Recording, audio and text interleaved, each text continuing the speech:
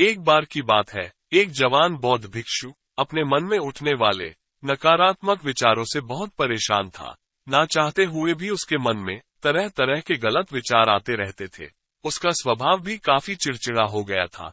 वो बात बात पर गुस्सा होता था, दूसरों के प्रति जलन और नफरत की भावना रखता था, लोगों की बुराई करता और अपने मन में तरह तरह की नकारात्मक कल्पनाएं करता रहता। वो अपनी इन सब बुरी आदतों से बहुत परेशान हो चुका था।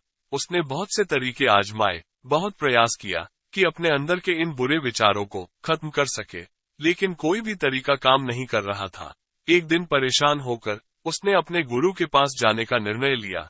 गुरु एक बहुत ही बुद्धिमान और आत्मज्ञानी व्यक्ति थे। जवान भिक्षु ने गुरु से पूछा, गुरुदेव, मैं अपने मन से इन नकारात्मक विचारों को कैसे खत्म कर सकता हूँ? गुरु ने उत्तर देते हुए कहा, नकारात्मक विचार बादलों की तरह होते हैं, जो कि साफ आसमान को भी धुंधला बना देते हैं। अगर तुम्हें साफ आसमान देखना है, तो पहले तुम्हें बादलों को हटाना पड़ेगा। इसी प्रकार सबसे पहले तुम्हें इन नकारात्मक विचारों के मूल कारणों को पहचानना होगा और उन्हें नष्ट करना पड़ेगा। जवान भिक्षु को गुरु की यह बात ठीक से समझ नहीं आई, तो उसने गुरु से इसे थोड़ा विस्तार से समझाने के लिए बोला। तब गुरु ने शिष्य को एक कहानी सुनानी। एक बार एक व्यक्ति जंगल से गुजर रहा था। तभी उसे रास्ते पर एक सांप दिखाई दिया। सांप को देखते ही वो व्यक्ति डर गया और वहां से भागने लगा। जैसे ही वो दौड़ा, उसका पैर एक पत्थर से टकरा गया और वो वहीं गिर गया।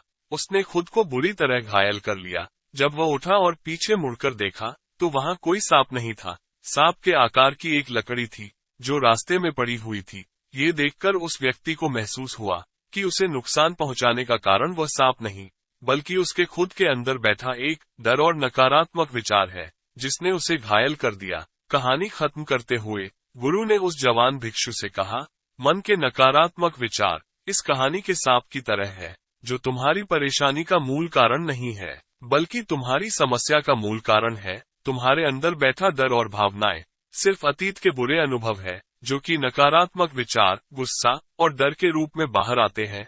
इसीलिए अगर तुम्हें अपने मन से नकारात्मक विचारों को खत्म करना है, तो इसके मूल कारणों को पहचान कर उसे नष्ट करना होगा। अब सोचो, हम इस कहानी को अपने जीवन में कैसे लागू करें। इसके लिए मेरे पास कुछ टिप्स हैं। पहला, जागरूकता का अभ्यास करो। जिंदगी को जियो, अपने विचारों और भावनाओं के प्रति जागरूक रहो। देखते रहो कि आपके भीतर क्या चल रहा है। साथ ही मन में उठने वाले हर नकारात्मक विचार के कारण का पता लगाने की कोशिश करो। दूसरा, अपने अतीत की बुरी यादों, बुरी घटनाओं और बुरे अनुभवों को स्वीकार करो। खुद को और दूसरों को माफ कर दो। तीसरा, आभारी रहो, धन्यवाद करो।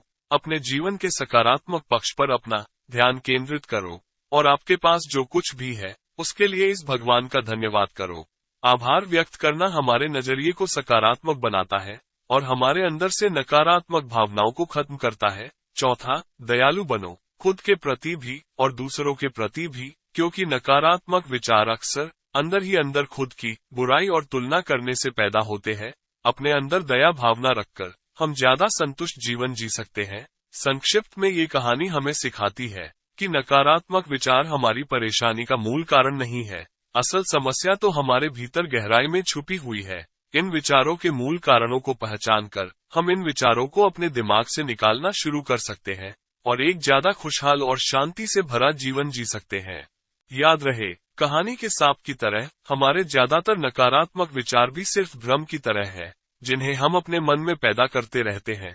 अगर आपको इस कहानी से कुछ सीखने को मिला है, तो हमारे चैनल को जरूर सब्सक्राइब करें। धन्यवाद।